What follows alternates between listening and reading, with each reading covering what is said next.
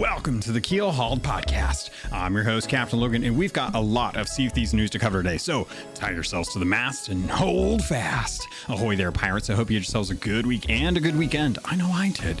This week, we have got a lot to talk about. I'm going to be diving into the sovereigns and what their intent is. I also want to make sure that I cover some of the changes that just recently came out for the game regarding milestones. There's been some big changes that were some outcries for the community. They made some things that I want to talk about. There was a nice little interview over at the Xbox podcast with Larry Hub that was really kind of nice to listen to. And Phil Spencer actually joined up with the team over at the Rare Studios for the first time in 4 years. So I'll dive a little bit into that, as well as some other stuff. There's some new merch, some new Twitch drops. We're going to be covering, hopefully, if I have time, the rest of the patch notes. But there's also some other stuff to go over. So with all that said, let's get into it.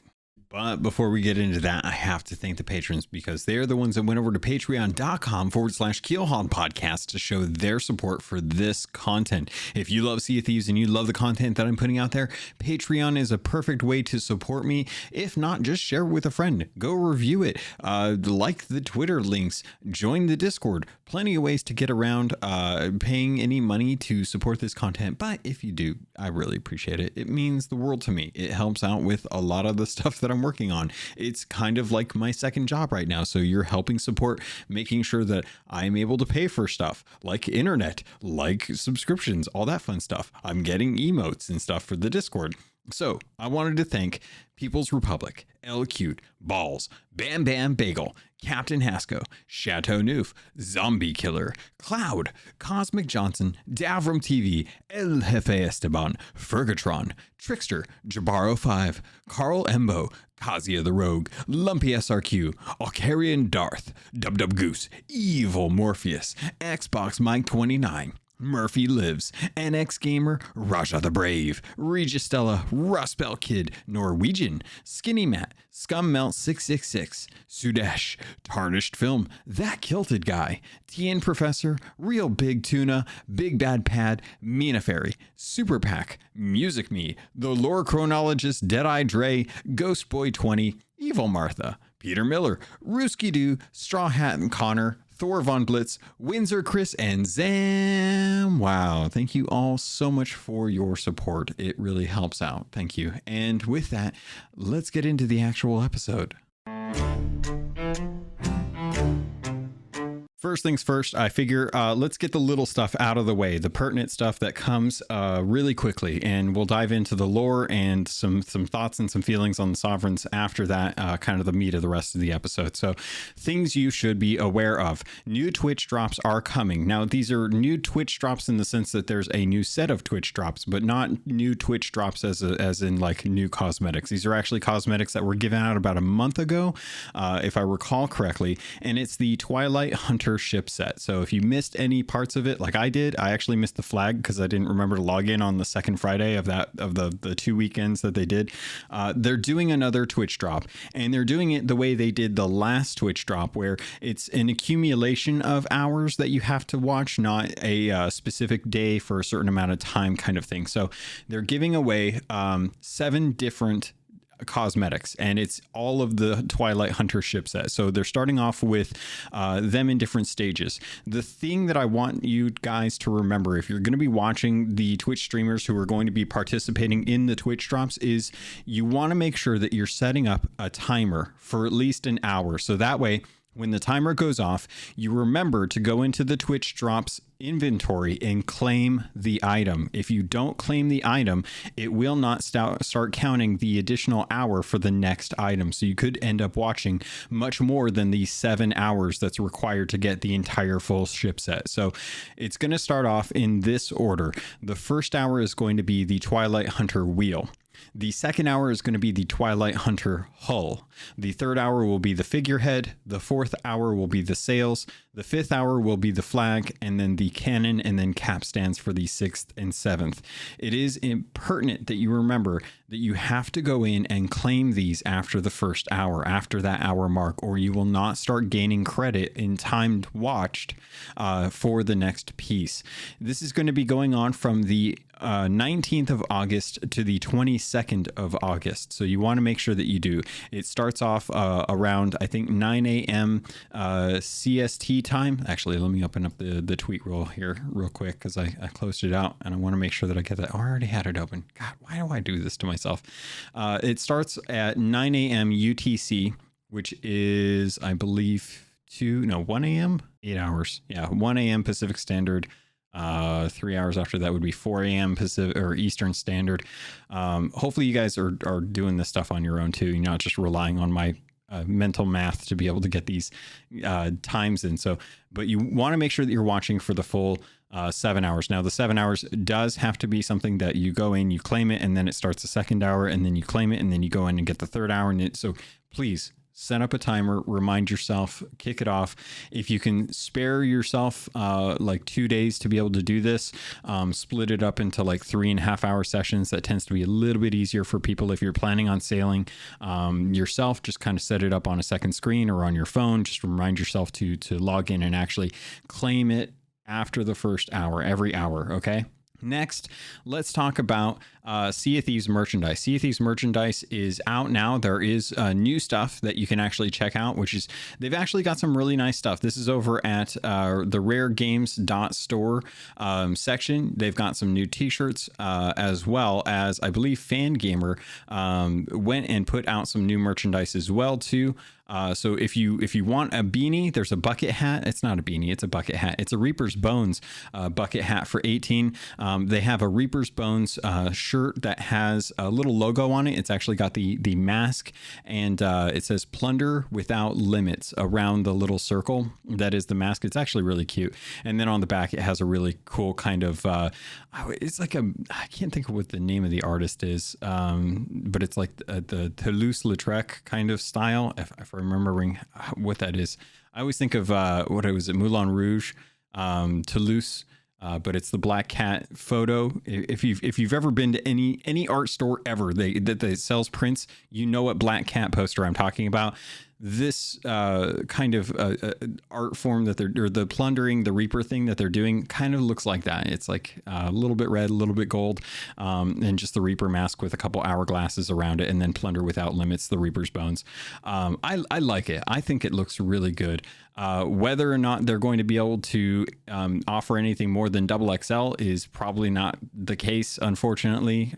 So I apologize to those who would love to pick these up but can't because they don't offer them in the sizes that they want. They've also got some really nice We Shall Sail Together, some Athena's Fortune stuff that I actually really like, as well as the bucket hat.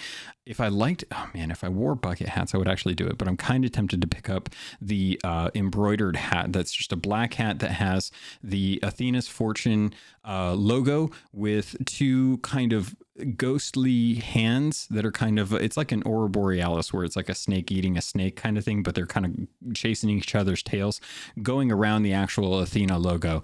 And it just says, "We shall sail together, Athena's Fortune." It's really cool. I actually really think that they did a good job with this set of different kind of designs. They've also got a Gold Hoarder one that has "Your success brings us fortune," and it has the Gold Hoarder skull over a chest with a bunch of little coins around it. Really fun stuff. I love that.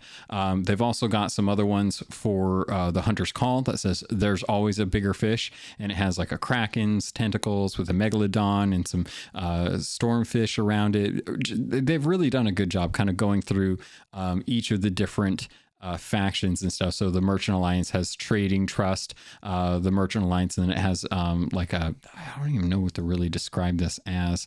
It looks like two hands shaking with like a ribbon kind of wrapping around. It reminds me of the Eternal Promise, or whatever the promise was that was in Harry Potter, where it's like you can't break your promise or it'll kill you kind of thing. Which is straight up like what the Merchant Alliance is kind of all about. And I'll get a little bit into why I say that later on. But the Order of Souls is really kind of cool. It's all in your head is their kind of motto. And then it says omens in servitium I'm not anarum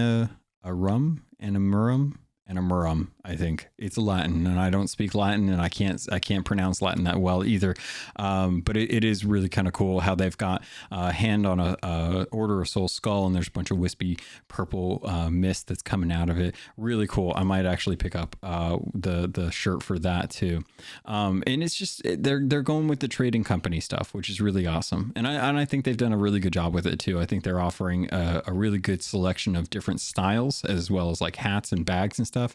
They are still struggling to be able to furnish sizes that fit for everyone. And I still think they could definitely go a lot further as far as like the type of clothing that they offer or merchandise and stuff. Like I would love to see, like, what was it? Fangamer just recently came out with a list of new items that have been kind of released.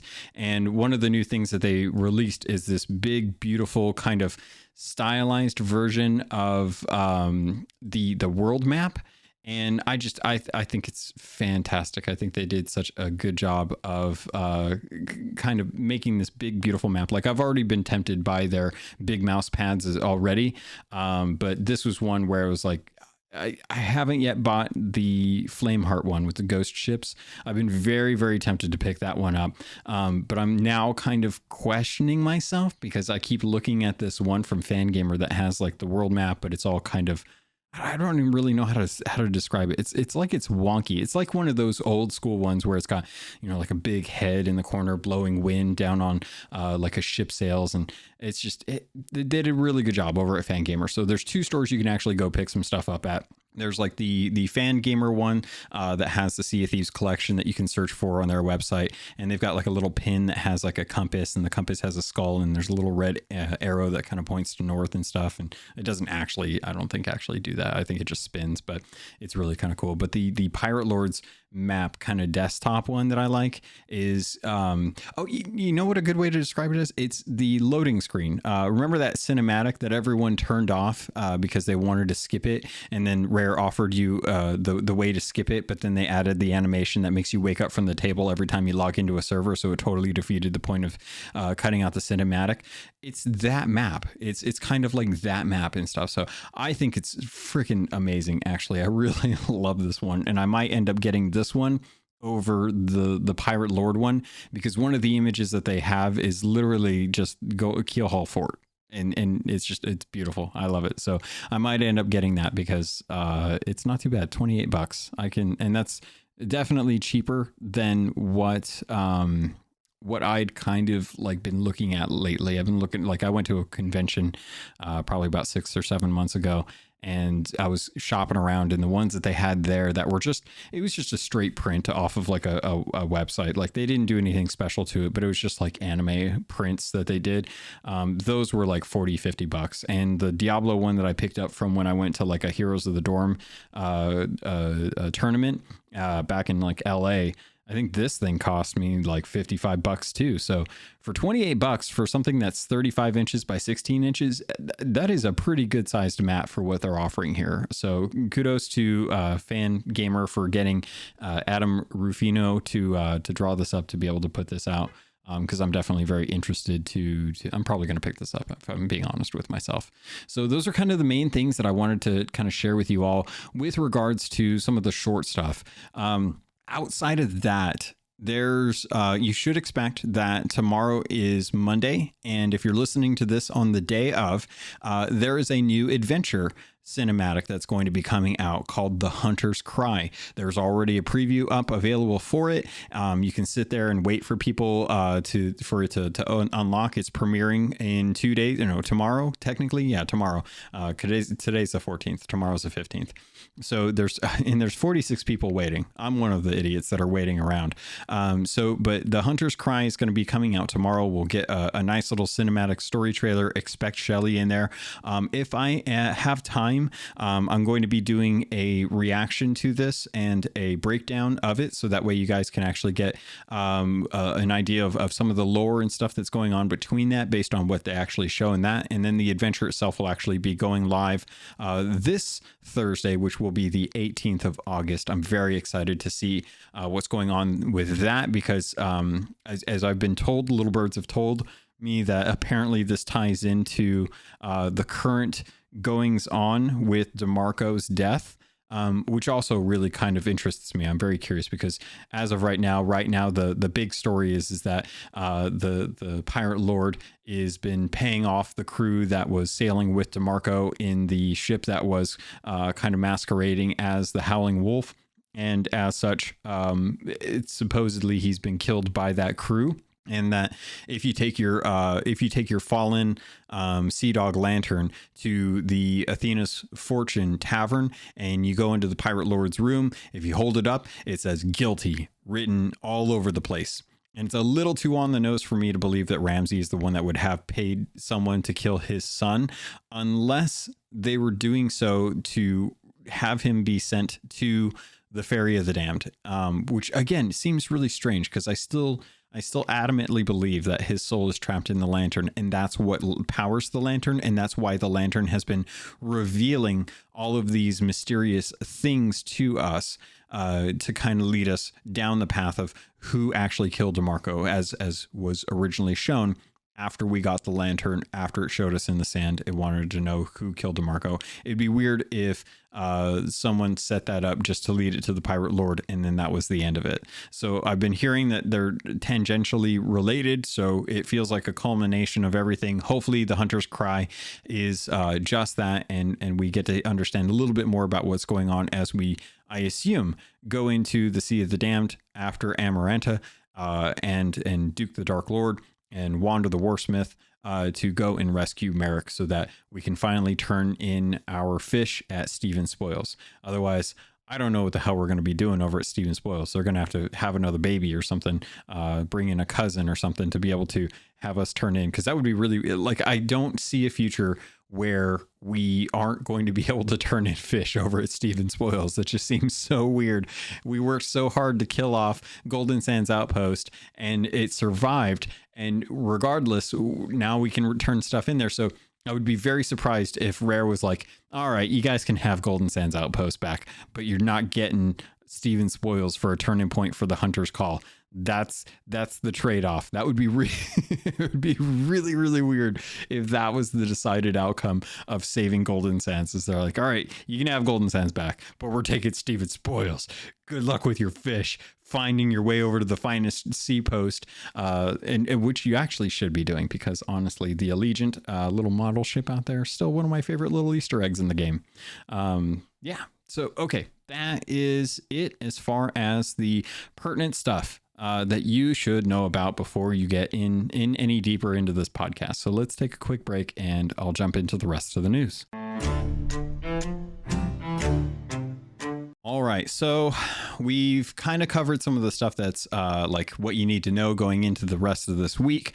Let's talk about some of the stuff that happened this last week that was kind of interesting. So we saw a tweet that came out from Rare, not from Sea of Thieves, actually. This was actually from Rare themselves.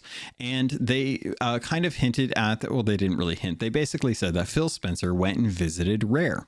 And this is something that was really interesting because Phil, he is a very busy guy. He's in the middle of dealing with an acquisition with Activision Blizzard King. He's constantly wanting to make sure that the company is moving in a positive direction. And for being the head of Xbox to make a trip out to England to go visit for the weekend for Rare, it really says a lot about how he cares about that studio. So it's been the first time that he's been at the Rare Studios in 4 years. So it's been really great to see kind of him sitting down, and I imagine this was kind of twofold. Like, one, he's probably going there to check in on the studio and see how things are going. And the other half of it is probably there to actually kind of tell them, like, this is where we're probably going in the next 5 years for Xbox, and how that's going to impact your studio. That's usually how these trips work. You go, you have a couple meetings with the leadership to see how things are going. You see where they need help. And then you have a good conversation about what's going on with Xbox in the coming future and what they can expect from the rest of the studios that are going to be onboarded with the acquisition, as long as those going well. And then there's a little bit of Q&A session. And then there's probably kind of a session where Phil gets to go around to the different teams, see what's going on with Sea of Thieves, see what they plan on doing, doing, and then see like how that's going to land in comparison to the rest of the gaming studios that are at Microsoft Studios. Everything I just said is all speculation, but I've been through enough companies where I've seen corporate visits that I can imagine this is probably not much different. So one of the cool things that comes from this is it always kind of comes down to what the purpose of the visit is. And I think this, and there's not really that can be said too much, because they're definitely kind of keeping mum about what's going on with Everwild. But usually Matt Booty is the one that goes in and kind of keeps up to date with what's going on with the different studios. He's the one that's head of studio kind of development and keeping track of like what projects are going on with the different studios. And Matt Booty was not pictured in any of the pictures that they put out, which means that he's probably busy doing other stuff. So if Phil is going there, I have a feeling what happened was Phil wanted to actually go and take a look and see what was going on with Everwild. In many of the pictures that I saw, Luis O'Connor, who's currently in charge, the executive producer for Everwild, was in either taking photos of Phil with other people, or was in the background, or even caught in the reflection of some of the photos that were taken. So I have a feeling that what was going on, based on the backgrounds that we saw, they were in like some of the little tents and stuff, and they were giving presentations. I think Phil was going to go take a look and see what was going on with Everwild. How was it coming along, and how was the game looking at its current state? Because we don't really know a whole lot about it. It's been since 2019 since it was announced, so it's had a good 3 years worth of development beyond what they already had, which I believe was 2 years that they had been working on it prior. I think they started in 2017 when they kind of kicked up the ideas, from what I've heard. I could be wrong about that. It's all here. It's all based on, you know, what I hear from little birds. So it's not too insane to think that Phil wanted to get an idea of what Everwild was going to be and how they were going to be able to market it and kind of squeeze it into the rest of the other games that are being currently developed, like State of Decay 3. You got Perfect Dark. You've also got Fable. There's Forza Motorsport that's going to be coming out later this year. Plus they've got Redfall and Starfield to be worrying about. There are also other games, Avowed by Obsidian right now currently being developed. So lots of games that are kind of being made right now, and Everwild's always been the one that's been kind of quiet, not many people really talking about it. So I wouldn't be surprised if Phil was kind of taking a look and see what's going on with that as well, especially since Luis was kind of the one that was kind of walking around with Phil as opposed to Joe. I would normally expect, if it was more of a Sea of Thieves visit, that it was definitely going to be kind of like Joe kind of escorting Phil around, talking about how the game's going, what's been on there, and basically saying like, you know, this is what the trajectory is for Sea of Thieves. I didn't see that, so, but at the same time, it could very easily be like they just didn't choose those photos because, you know, who knows why. But anyway, nice to see that Phil still cares a lot about the game, still cares a lot about the studio. Definitely want to make sure that they feel welcome with the Xbox brand, and that they are committed to bringing their games to the Xbox ecosystem. Yeah.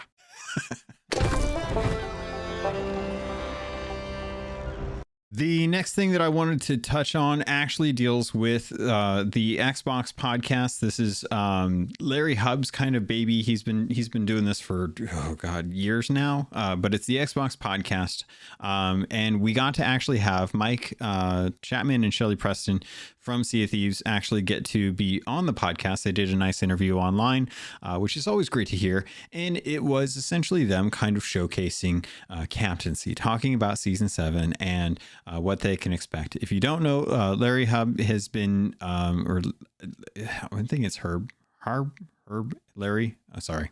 But he's been playing Sea of Thieves since it came out. He's been a big fan of it and been playing since the alpha, and dips in there enough to be able to have fun with his friends. He's got a regular crew and stuff.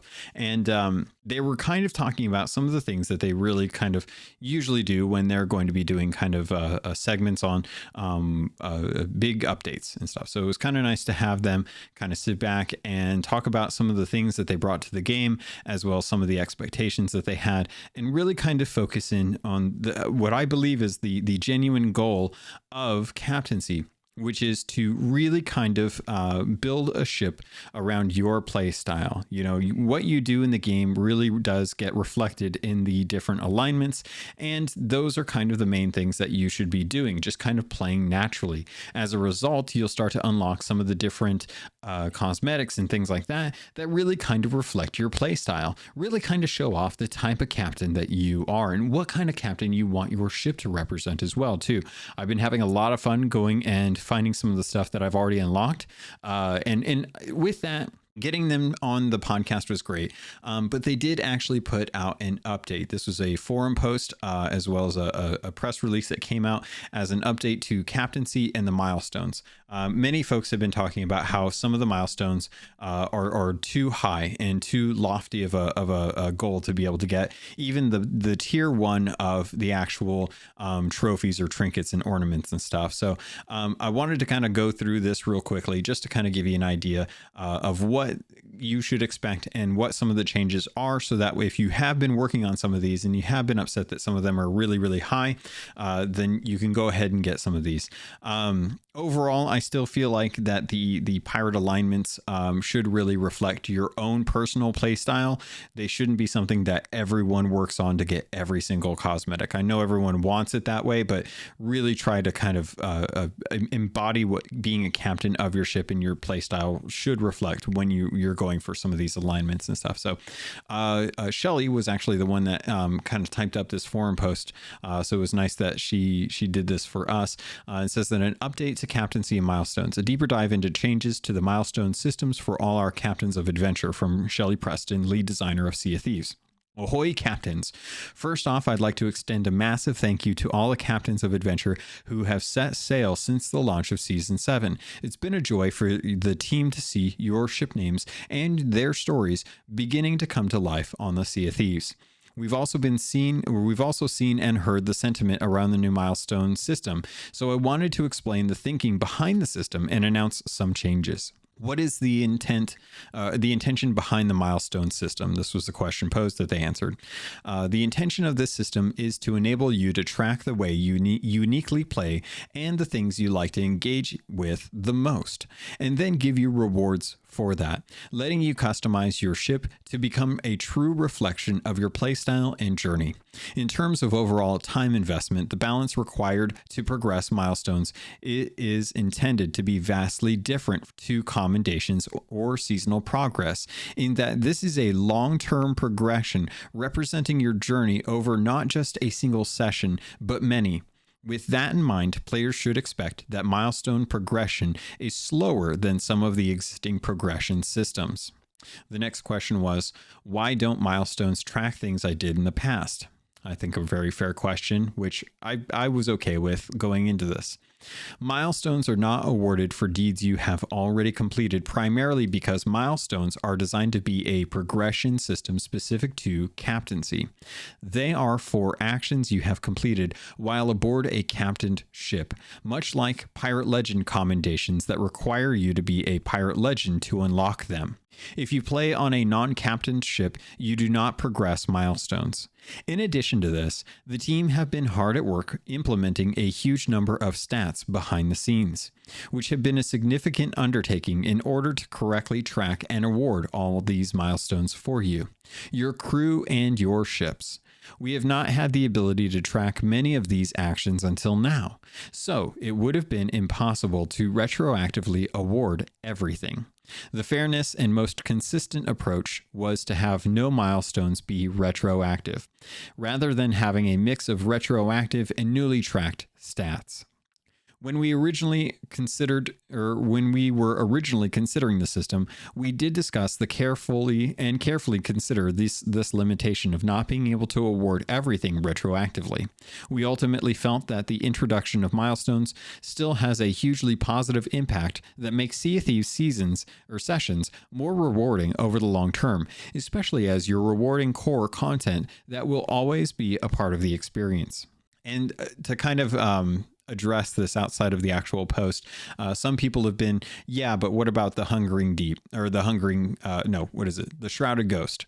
That is one of the few things I've seen in the game that is retroactively awarded, and I think it's pretty clear why. The percentage chance of people being able to actually see the Shrouded Ghost in game, or at least appear to have seen it, is very, very slim. In fact, most people still haven't actually seen one. The people that claim that they've seen one have only seen one once, and there's only a few people out there who've ever seen it supposedly more than once. And I think they're genuinely doing something behind the scenes to really kind of grease the palms of Joe Neat, but I won't get into that. So I don't blame them for wanting to award something like that. When the figurehead came out for the Shrouded Deep, that was something that was awarded to people who had already found the Shrouded Ghost through the happenstance, supposedly. So the next question, in getting back to the post, why are rewards easier to achieve? Which I think is a great question that really kind of addresses why people are upset about the amount of progression that it takes to get some of this stuff. The answer is milestones never end, as they are uncapped, allowing you to progress them forever. You can't, quote unquote, complete a milestone. At certain classes, though, you can unlock rewards. In terms of the balance of where rewards lie, we have rewards that are given for the alignment itself, meaning you can do anything within the alignment to get them. The trophy items of trinkets, pictures, and plaques are given for specific milestones themselves, and therefore intended to showcase dedication to a particular activity. The intention was not to expect every player to have everything, but for players to have those items that represent a chosen playstyle, unique to you and your crew. We've heard a lot of feedback from players around wanting more long-term goals and objectives. This is, and I'm speaking right now, this is 100% the case. We've been asking for extended seasons. I've been asking for, I just blanked on the word. Whatever the word is, when you prestige the trading companies, you can roll them over again. Basically, get a little marker on there that says congratulations, you prestiged the trading company. So now you get to go through it again for a better title or whatever. So it's 100% the case. We've been asking for longer term goals, and then people complain when we get longer term goals. So getting back to this, and their tier systems for trophies felt like a good solution to this. Rather than creating completely unique trophies for the upper tiers that would have felt out of reach for some players, there is a small reflection of your personal level of dedication in the quality of its base frame or plaque, while the trophy itself stays the same. And what she's talking about here pertains to the little plaque or the frame around the pictures.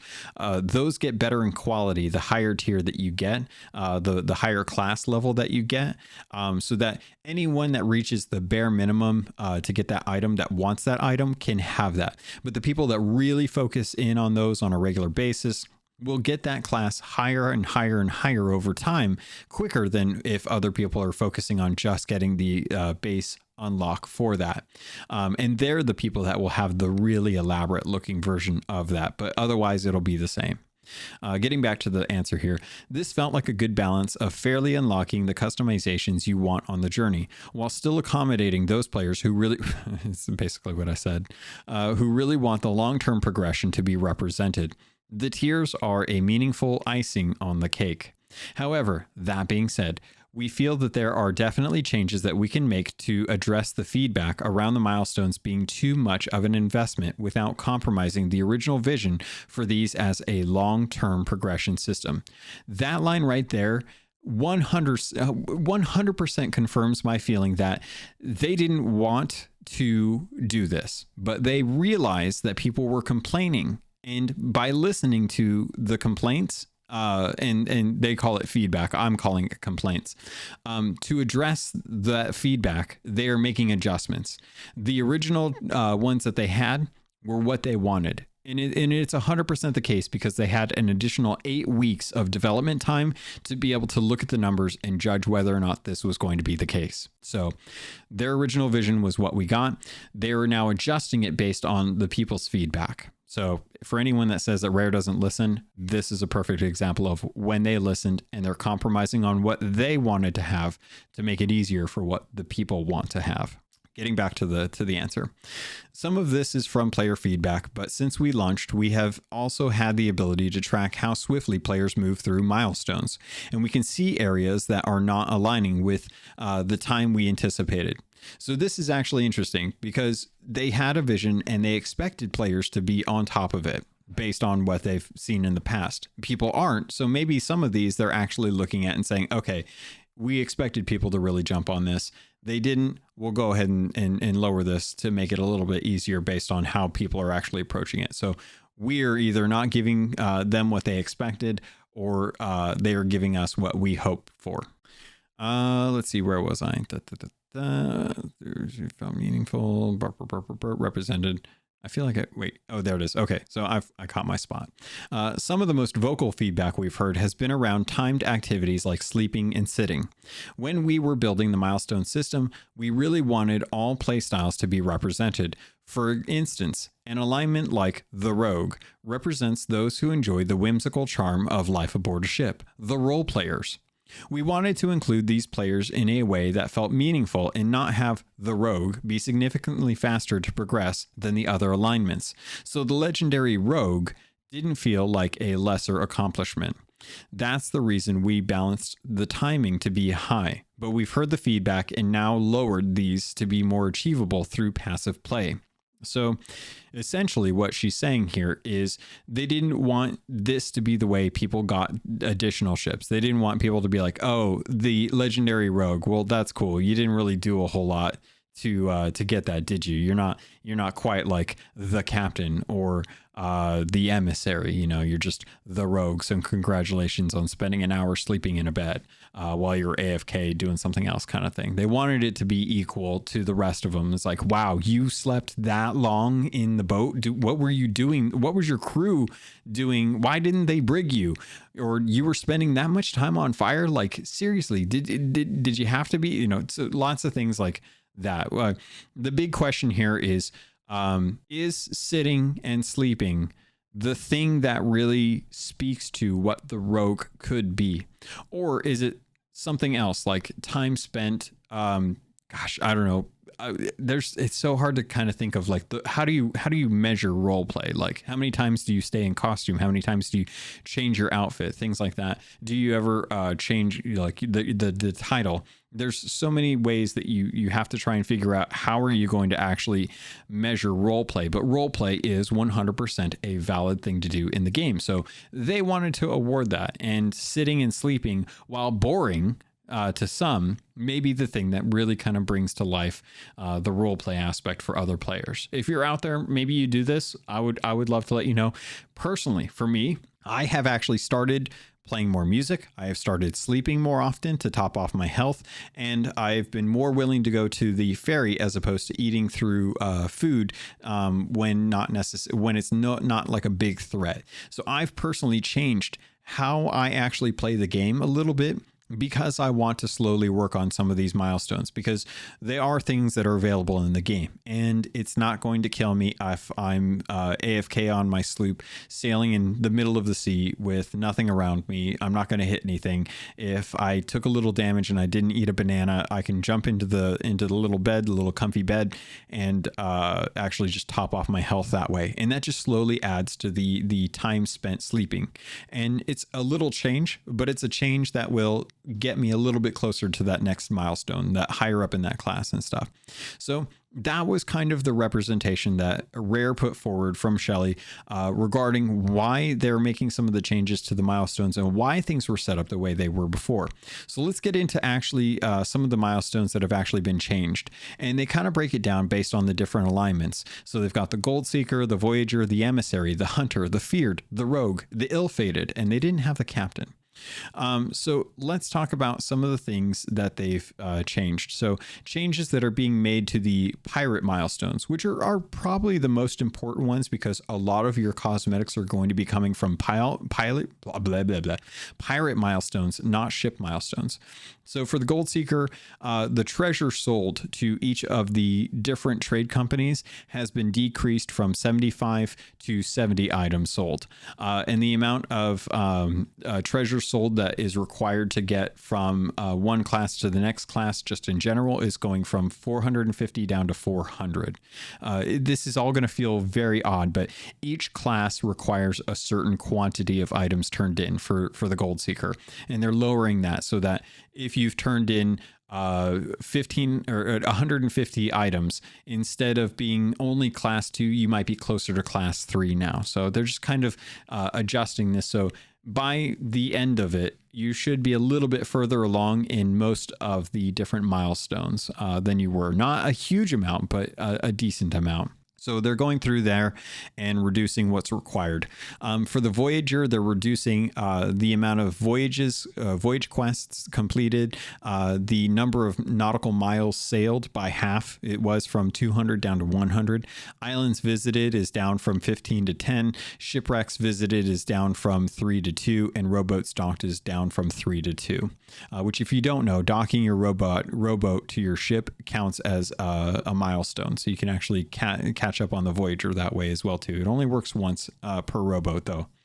The emissary, the gold earned as an emissary for each of the different emissaries has been increased from 30,000 gold to 100,000 gold. So this was an instance where they really misjudged how much gold you typically make as an emissary, and they are increasing it from 30,000 to 100,000 for the original trade companies.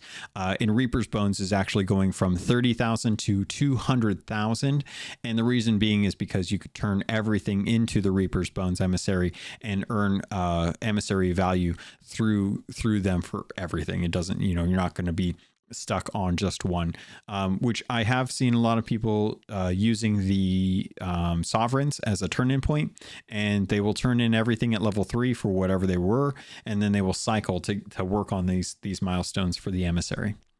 The hunter is pretty easy. Provisions cooked has been decreased from 35 to 25. Provisions eaten has been decreased from 75 to 50. And the varieties of fish cost have been decreased from 25 to 10. So pretty significant change there. As far as the feared go, cannons fired had a 25% decrease. Ghost ships vanquished decreased from 25 to 15. Skeleton ships and skeleton lords have been knocked down from 3 to 2. Sharks vanquished has been decreased from 45 to 10. Apparently not a lot of people killing sharks out there. Sunken Kingdom treasures conquered has been decreased from 3 to 2. The Rogue, minutes spent playing shanties has been decreased from 60 minutes to 15 minutes. A huge decrease to that. Same thing with Grog's Port has been decreased from 75 down to 30. And minutes spent sleeping has been decreased from 60 minutes to 5 minutes. And then minutes spent sitting has decreased from 60 down to 10. So the Rogue was really the one that got the biggest hit, which I think is the main complaint that most people had was it was too much for you to be spending that much time not doing anything on your ship. And then the Ill-Fated was the last one for pirate milestones. Trips to the Ferry of the Dam has decreased from 25 to 15. Minutes spent in the storm has decreased from 60 down to 15, which is huge. Minutes spent on fire has decreased from 60 down to 5, which is huge. And then buckets bailed has decreased from 100 down to 50% reduction in that. And then time sunk has been decreased from 25 times down to 15 times. So for a lot of these, they've gotten anywhere from 25 to 50% reduction if in some cases even more, as far as the requirements and stuff. There have been some changes to the ship milestones as well. A lot of them echo a lot of the changes that were from pirate milestones, with a lot of things being decreased and some things being increased in regards to the emissary, all the gold being increased to the same amount. So they basically went through, adjusted a lot of these, took down the requirements for some of the ones that required you to either, times damaged, time spent in the storm, or time spent on fire, or time spent sitting, sleeping, or playing music, or pouring grogs and stuff. So that's kind of what was the main takeaway from this. And they did kind of talk about like what to expect. So if you have already been in the game, you may have already seen this. If you haven't, then when the next time you log into your captain's ship, you should be able to see that your alignments have increased in value for most of them. I think the emissary is the only one that you might actually see a decrease in as a result, but all of the other ones should go up if you've been working on any of them for the most part.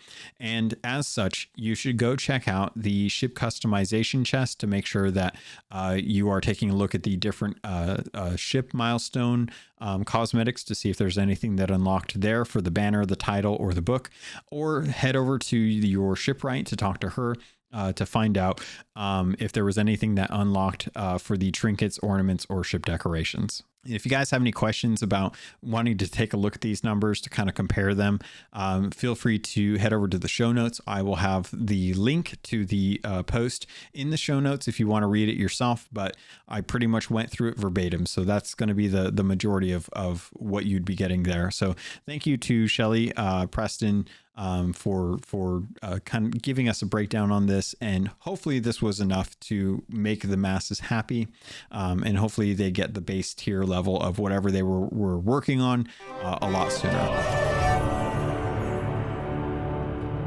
Ahoy there, pirates. This is the ad for this episode, and I did want to let you know if you wanted to avoid these and just get a regular filler, you can head over to the Patreon. There's a special feed just for patrons that get the ad-free version. If you want to keep listening, though, I can't say I blame you, because this week I want to let you know about Loot Crate and getting 15% off of most crates and crate subscriptions when you use the link and code RobotsRadio in the show notes. Also, you can head over to audiobooks.com, get your first 3 audiobooks for free, and that can include any 2 VIP books, or use the affiliate link for Green Man Gaming. If you're a PC gamer or you'd like to save money on games, it's one of the benefits of being a PC gamer. Head over to Green Man Gaming. You can get codes for Steam, Epic, any of the different stores that they have deals going on. They have deals going on all the time, and if you plan on buying there, please consider using our affiliate link. All of that goes straight to me through the network. Thank you all so much for everything that you do to support this podcast. It means the world to me, and I continue to try and improve the quality and the content for you. With that, pirates, let's get back to the show.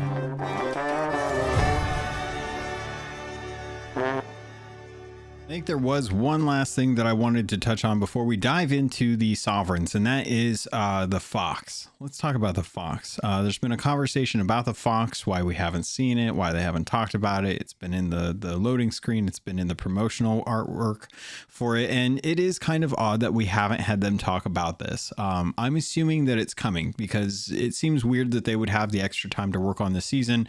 If they were anticipating it coming, they could have easily made artwork that was that didn't have it in there if they needed to push it out.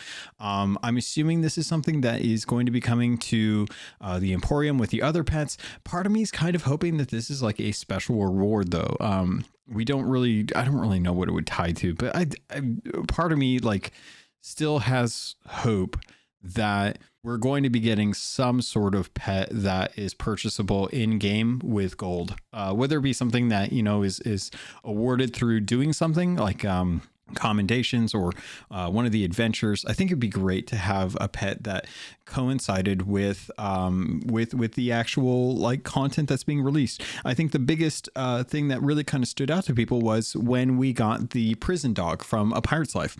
That was not something that was made available after the Tall Tales came out. That was something that was made available through the Pirate Emporium. So I don't know if there's like a hard stop when it comes to pets that say, we will never have these available in game for purchase or as a reward. They will always be content that is made for the Emporium.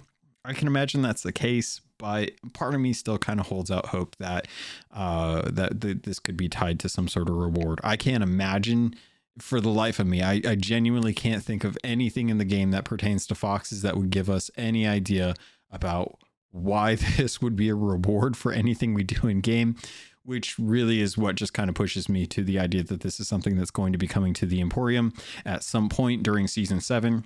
We've seen stuff that doesn't make sense in the loading screen. Every time they do one of the title cards for Sea of Thieves, it always pertains to what is going on in the game. More recently, we started to see them really kind of add stuff that is going to be brought in that season, not necessarily something that is immediately evident. So if you see something like the staff that has the Gold Hoarder skull on it, that was tied to the last adventure that we got. If you see I'm completely blanking on everything. The Twilight, or not the Hunter, I think eagle or bird that's in the thing is something that we've had already. So I'm not quite sure why that one's there, unless maybe it ties to the Hunter's Call or the Hunter's Cry. One of those things might make a sense for that, but I can't imagine. It could very well be the way that it could be that Merrick. Okay, I got it. Hunter's Cry comes out, the adventure, and we're going through the rescuing of Merrick, and he has one message that he has to get back to Sarek, and that message is sent via his bird, and that is the bird that is in the title screen. There, figured it out. All right, everything else typically gets tied into what is going on in Sea of Thieves for that season. So yes, we have a fox. No, it's not in the game. Will it be coming? I'm 99.9999% sure that we will eventually get this. And of course, my upstairs neighbors decided to take a shower right now. All right, so let's get into the Sovereigns. Who are they and what is their intent? They're kind of what I would suggest as a con man. This is exactly what I would expect from people who are trying to swindle you into something.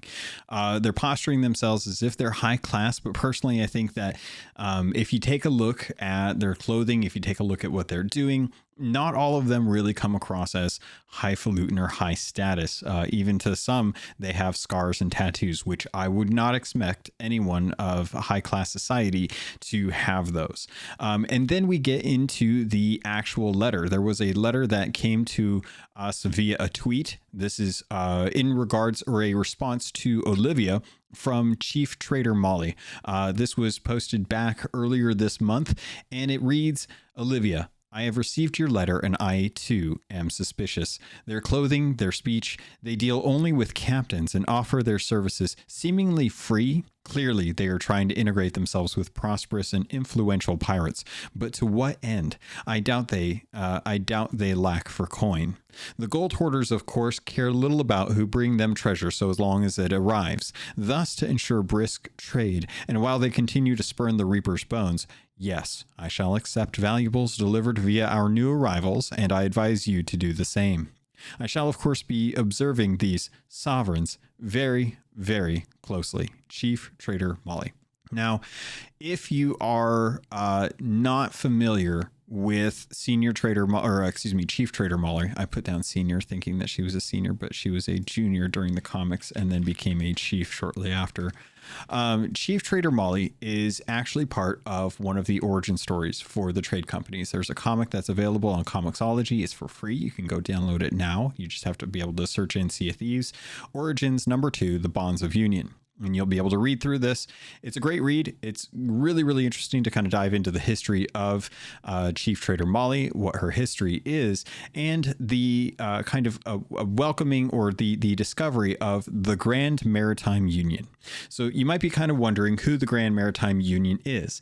They are, in this version of the Earth during this time, the equivalent to the East India Trading Company, which was a big council of pirates that, or not pirates, but privateers that kind of work to control the trade routes from East India.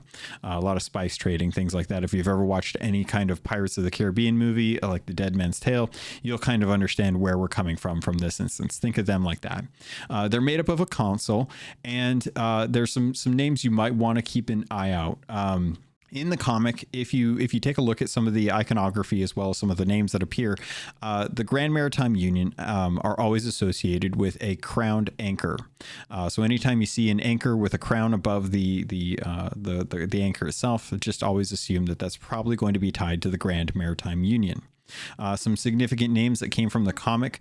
Lord Havish is one of the council members of the GMU. And as well as Winston, who Winston is not referred to as a lord by Havish, but there's definitely a bit of an equilibrium between the two. They obviously have plans in place. And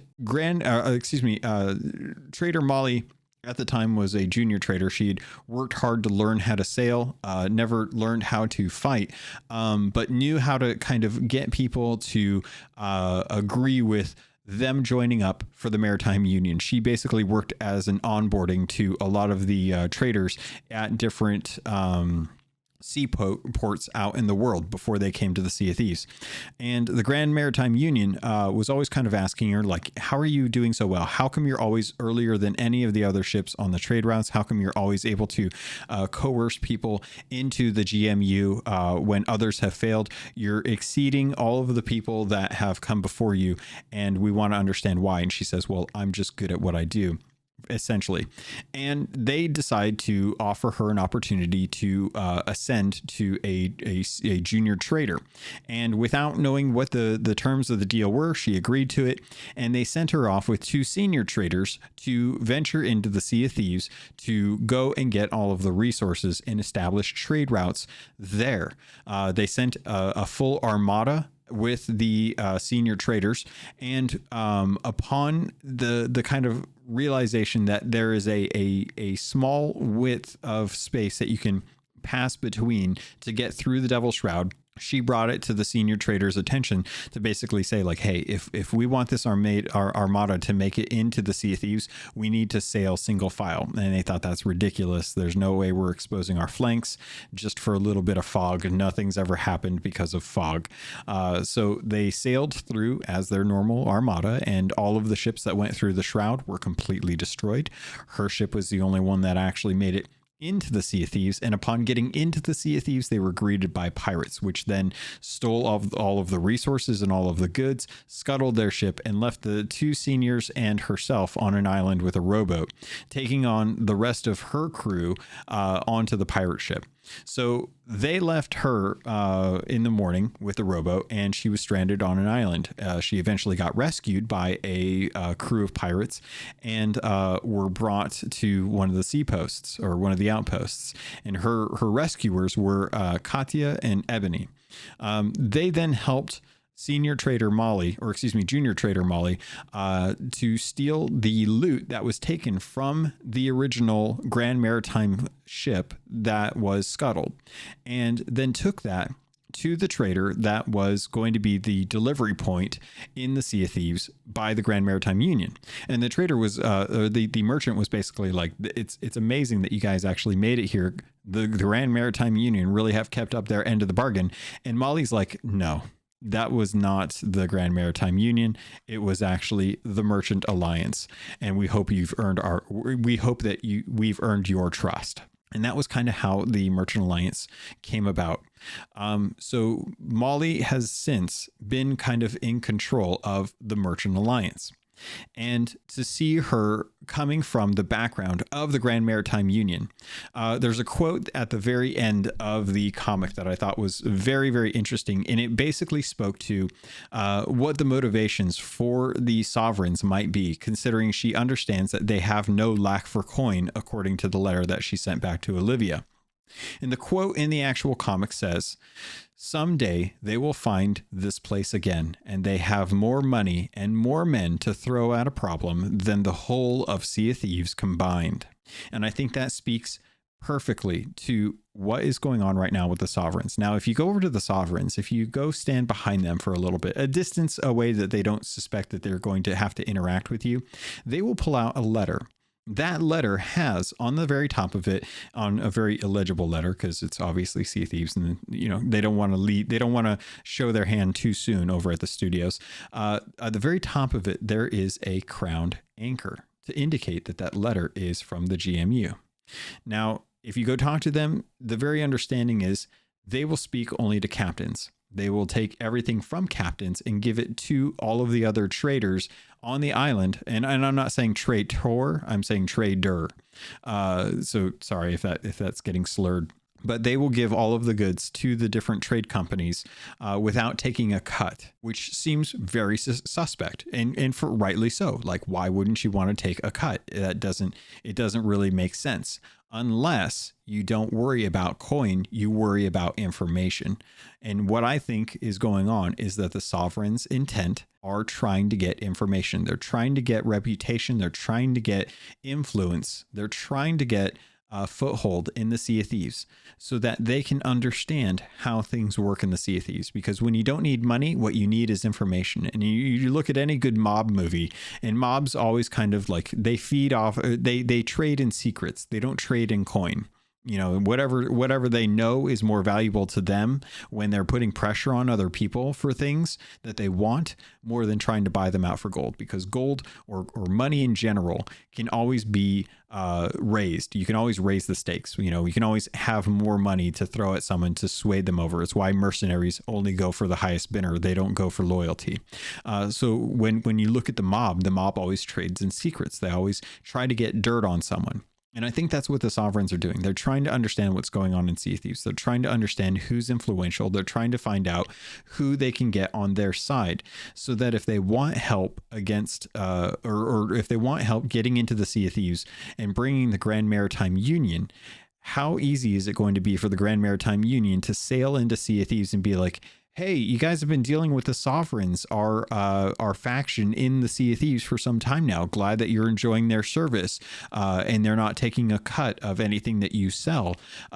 If you guys are happy with that, we can take over the rest of the outposts as well, and you can turn in directly to us, and we'll give you a bigger cut. How's that sound? So they'll try and sweeten the deal, and the deal is always going to change. It's like Darth Vader. Like it's like Disney Plus. It's like, if you want, Disney Plus to do well, you give it to everyone cheap. And then 3 years later, they're like, oh, by the way, we're introducing an ad and an ad-free version at 2 different tiers. If you want the cheaper one, close to what you're paying right now, well, that's fine. You can keep that. That's going to be just, whatever you want it to be. But you're going to have to deal with ads. If you want the premium version, the version that you've been enjoying now for, a lower cost on us, then that's good. But to be sustainable, we would have to give you the premium version to maintain that quality. We would have to charge you a little bit more to get rid of those ads. That's how business works. They get you in cheap, and they get you to stick. They get you addicted to the actual thing. It's really common with a lot of companies, and it works because many people get accustomed to that premium state.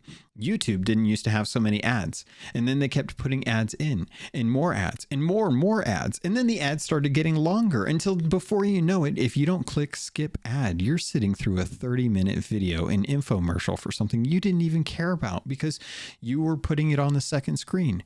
But that's okay. It's all right. Because you know why? Because for a short, small cost, you can pay for YouTube Premium and get rid of those ads altogether. Now, YouTube is free. I mean, if you want free YouTube, that's fine, but you're going to have to deal with the ads.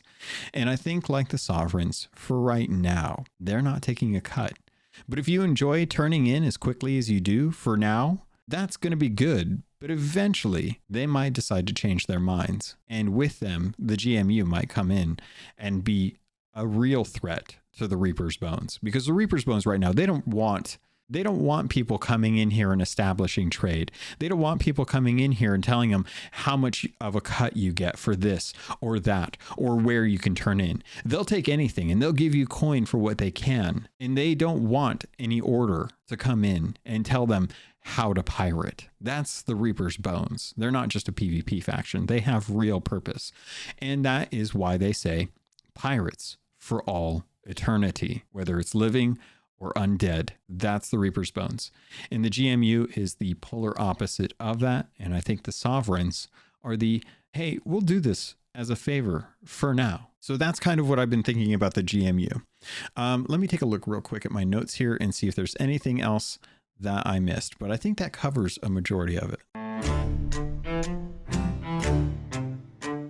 I think that was the majority of it. I think the one thing that I will say is that with the sovereigns, I think that there is inherently something interesting about Sea of Thieves that is not does not have to deal with actual gold.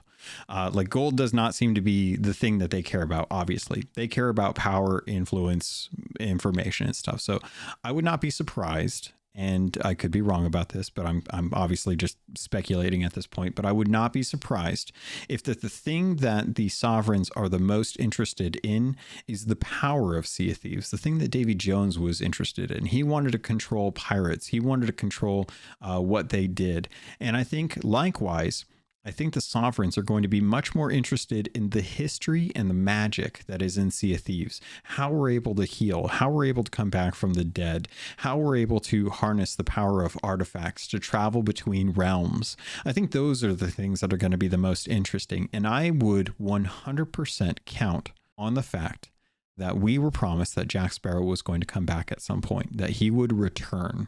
And he has with him a very magical or very interesting magical relic that allows him to travel between realms, whether it be in the same realm as our own in just a different location or a completely different realm altogether. He's able to do that. And I would not be surprised if there was a bit of a tie-in that brought us back to the East India Trading Company through the GMU. So it could be something that happens. And I would bet on that, because I think that would be an interesting place to go with the story. Now, how does that tie into the Dark Brethren Court? How does that tie into the captain, who I believe to be Hook, coming back? We'll have to see. There's definitely a lot of questions, a lot of balls up in the air that are kind of floating around, teasing us with the prospects of things to come. And Rare is still doing a masterful job of showing us little tidbits here and there that will give us an idea of what the future of Sea Thieves is going to look like. So for now, if I were you, I would continue to kind of go about things as usual, take advantage of the captain's only sovereigns right now, if that's what you want. But, always kind of keep your eye on what their intents are. Just start paying attention if they decide to start saying some weird things about, where they can find magical artifacts, or who would be good to talk to understand more about this gold hoarder. Keep an eye on them. Like Molly suggests to Olivia, they're definitely worth observing for now, but for all intents and purposes, we don't know 100% of what their true intentions lie, or what may be the result of them. So I would say continue just acting as normal and just kind of hope that for whatever comes in the future, we're able to handle it, which I'm sure we probably will. All right, pirates, I think that's going to do it for this episode. Thank you all so much for listening. Thank you all so much for continuing to support me as well as the podcast, for jumping into the Discord. The Sherpas are still trying to get some things worked out. So hopefully they're able to lock down time for some of the stuff that they want to do. If you have any questions, any comments, concerns, feel free to let me know either on the YouTube channel, in the comments there.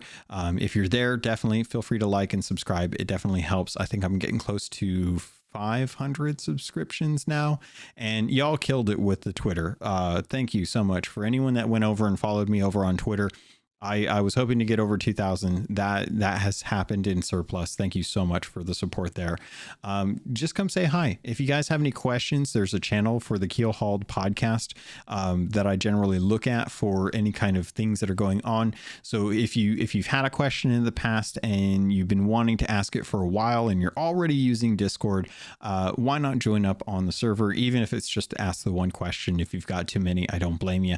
Feel free to drop in there, drop the question. I keep an eye on it, and then I'll address it on the actual podcast. For gold hoarders, you guys have a couple ways to get a hold of me too. You can either get a hold of me through the podcast channel or through the actual podcast, the actual post on Patreon as well too. And don't forget to, on August 27th, we are going to be recording the gold hoarder episode for August. So make sure that you guys are signed up for that if you want to jump in. There's already, I think, 10 or 11 people that are signed up right now. So So it's going to be pretty busy in there. I'm going to try and make sure that everyone gets a voice. We'll probably be talking about reactions to The Hunter's Cry in season 7, captaincy, how you guys are feeling about it, because I want to get your thoughts on that.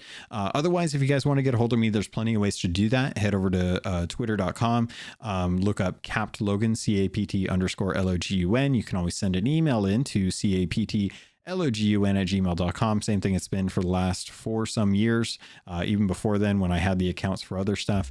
And just drop in, say hi if you want, say that you've been listening. I know some folks have been jumping on, so welcome to anyone that's been listening. If you're going back to the very beginning, I would definitely dig through some of the history and take a look at some of the interviews that I've had in the past. They've been great. I'm going to hopefully be able to get some more interviews going in here soon. There's been so much to talk about. It's been tough to lock stuff in. I know Caleb wants to talk about an episode, I think maybe next week. I don't know if it's next week or not, but we'll have to see like what's going on, because there's definitely a lot of stuff going on with The Hunter's Cry that I will probably want to talk about when we get into it. But other than that, pirates, I think that's going to do it. So as always, thank you. I love you, and I look forward to sailing with you on the Sea of Thieves.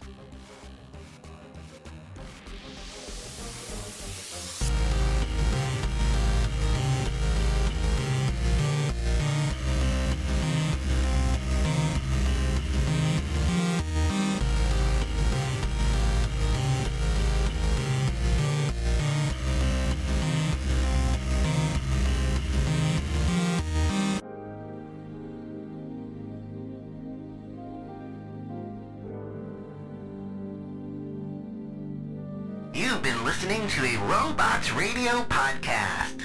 Smart shows for interesting people. Check out all the shows at robotsradio.net.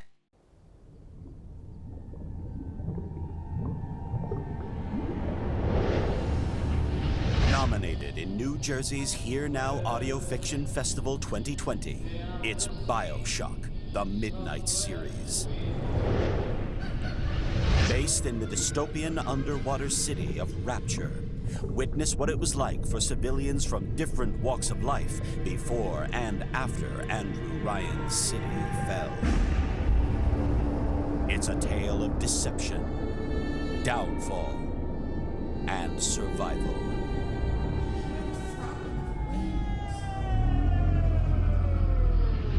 BioShock, the Midnight Series, a podcast by Preston Hardin. Listen on Spotify, Apple, or wherever you get your podcasts.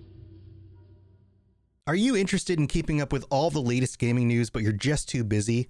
Well, I've got the podcast for you. The Robots Radio Show is a daily gaming news show where I bring you in a quick format all the top news about video games, nerd culture, and even the best deals. You can find the Robots Radio Show on Spotify and Apple and all the different podcatchers, and you can join me live, twitch.tv/robotsradio at around noon Eastern every day. Come talk about game stuff with me. Again, that's the Robots Radio Show. Available everywhere.